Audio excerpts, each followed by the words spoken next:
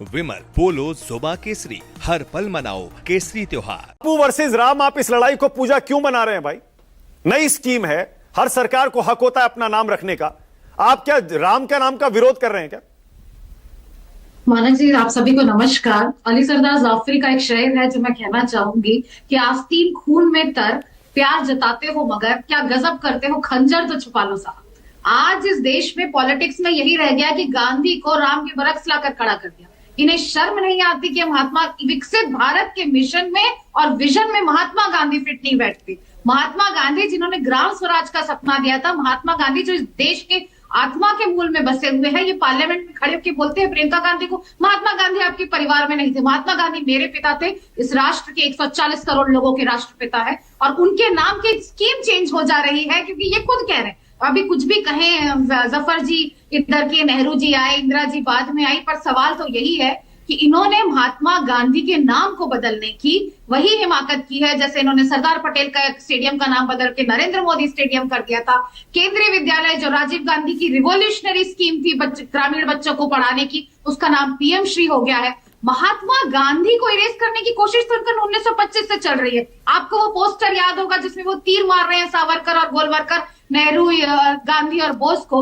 इनके ही लोग नेहरू जी की, गांधी जी की प्रतिमा को गोली चलाते हैं 30 जनवरी के दिन। इन्हीं के लोगों की ये ऑन रिकॉर्ड है कि इन्होंने मिठाइयां बांटी थी नेहरू गांधी जी के असैसिनेशन पे। तो ये लोग गांधी जी को कितना भी मिटा लें, कितना भी करें, पर सच तो ये है कि जब G20 के सारे राष्ट्रीय अध्यक्ष जुटेंगे तो सभी लोग मिलके, वो सभी 50 लोग मिलके गांधी जी के स्मारक पर जाएंगे, गोडसे के स्मारक पर नहीं जाएंगे। और ये जब विफलताओं के स्मारक की बात करते हैं, एक मिनट पूजा, एक सेकंड, विफलता पर बाद में आ रहा हूं। आपने गोडसे का नाम लिया, मैंने नहीं लिया। देखिए, आप इसे गांधी वर्सेस गोडसे क्यों मना रही है? यहाँ तो राम जी के नाम पर रखा गया, गोडसे के नाम पर थोड़े रखा गया। नहीं, मैं कह रही हूँ इसे आज अगर पॉलिटिक्स में यही बच गया मानक जी कि गांधी को राम के बरक्स खड़ा किया जाए, वो गांधी जो सबसे बड़े राम भक्त थे, मरते मरते भी सीने में गोलियां खाते हुए हे राम कहा था, जिनकी पूरी राजनीति रघुपति राघव राजा राम पर टिकी थी, वो गांधी जो पार्टीशन के वक्त संसद में ना होके, सेलिब्रेशन में ना होके, विभाजन के लोगों के जो घाव भर रहे थे, उन गांधी का नाम हटाकर ये राम को कर रहे हैं। और आज पॉलिटिक्स में ये सवाल पूछा जा रहा है कि आपको राम से दिक्कत है। हमें दिक्कत है कि इस देश में महात्मा गांधी के नाम पर एक गारंटी आई थी। 60 साल बाद ये रियलाइज किया गया था कि पंक्ति में खड़े अंतिम व्यक्ति को भी रोजगार का अधिकार है। वो अधिकार किसे मांग सकता है? ग्राम पंचायत को। आप कह रहे हैं विकसित भारत मिशन गांधी जी की परिकल्पना। अच्छा, एक सेकंड, आपने खुद कहा, देखिए गांधी जी के आखिरी शब्द क्या थे? हे राम थे, रघुपति राघव राजा राम, राम राज्य की बात गांधी जी करते थे। तो आप क्यों विरोध कर रहे हैं फिर? अगर भगवान राम के नाम पर एक स्कीम का नामकरण हो गया तो? कौन ये इनको सजेशन दे रहा है कि आप महात्मा, आपको स्कीम लानी थी, आपको 100 से 125 दिन करने थे, आप बेहतर ही करते। आपको लगता है कि इंफ्रास्ट्रक्चर बिल्डअप नहीं हो रहा था, सिर्फ गड्ढे खोदे जा रहे थे, वो करते, पर नहीं, आपके मन में ही मक्कारी है। आपको गांधी को परपेचुअली इरेज करना इस देश से, जो कि संभव नहीं है, किसी की हैसियत नहीं है गांधी को रेस करने की। तो आपने ले दिया इसको जी राम जी, पर आपने बड़ी चतुराई दिखाई कि अगर हम इसमें राम जी डाल देंगे तो राम जी बरक्स गांधी हो जाएगा। सब कहेंगे देखिए इन्हें तो राम जी से नफरत है। नहीं, इस देश में गांधी भी उतने ही पूजते हैं जितने राम हैं। गांधी हर किसी के राम है और राम में गांधी बसते हैं। तो ये लड़ाई तो मत ही करवाइए। आप ये बात करिए कि आपकी हिम्मत कैसे। ठीक है, आप स्कीम पर आइए जरा। ओके पूजा, आप स्कीम पर आइए। जफर इस्लाम ये कह रहे हैं कि आप अपने कार्यकर्ताओं को बांट रहे थे सारा पैसा, गड्ढा खोदते थे और उसका पैसा भ्रष्टाचार में चला जाता था। देखिए, जफर इस्लाम जी की बात सुने तो सिर्फ कर्नाटका में भ्रष्टाचार हो रहा था, वेस्ट बंगाल में होता, उन्होंने यूपी का नाम लिया पर हड़बड़ा गए और बोले देखिए समाजवादी पार्टी के अंदर यूपी में भ्रष्टाचार हो रहा था। सच्चाई यह है कि जिसको विफलताओं का स्मारक कहा गया था यूपीए की, कोरोना के टाइम जब मजदूर पलायन कर रहे थे तो इसी नरेगा ने लोगों को भुखमरी से मराया।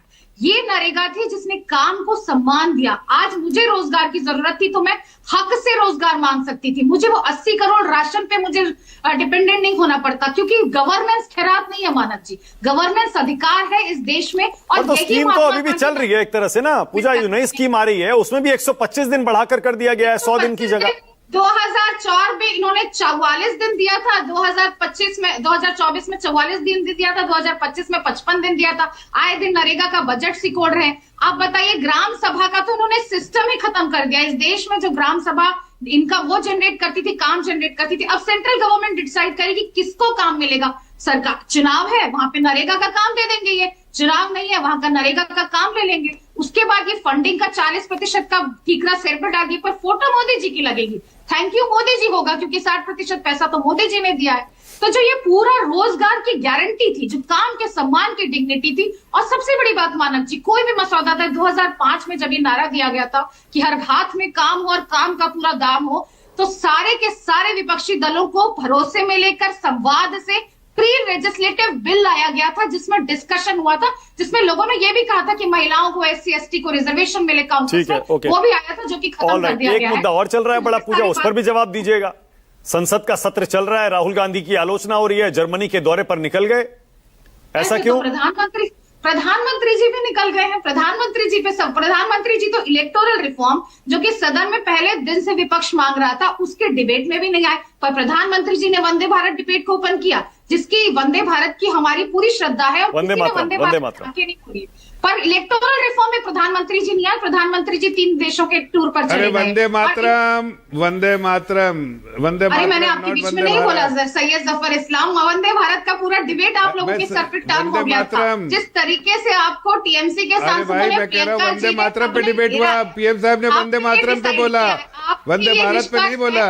आप लोगों को तो ये तक नहीं मालूम कि बंकिम बाबू कहना चाहिए कि बंकिम दा कहना चाहिए। आपके संस्कृति मंत्री को ये नहीं पता कि बंकिम चंद्र चट्टोपाध्याय, और आप लोग वंदे भारत पर डिबेट कर रहे हैं। अरे पूजा एक सेकंड, पूजा 1 सेकंड, पूजा जी एक सेकंड।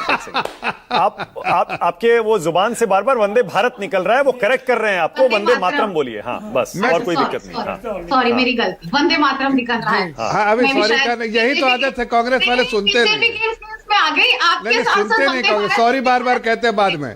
नहीं, आपके सांसदों के इन्फ्लुएंस में आ गई, वो डिबेट में वंदे भारत कह रहे थे ना, वही मेरे कान में चढ़ गया, वही आपके सांसदों की गलती है, वही मेरे कान में चढ़ गया। ओके, के वाजपेयी।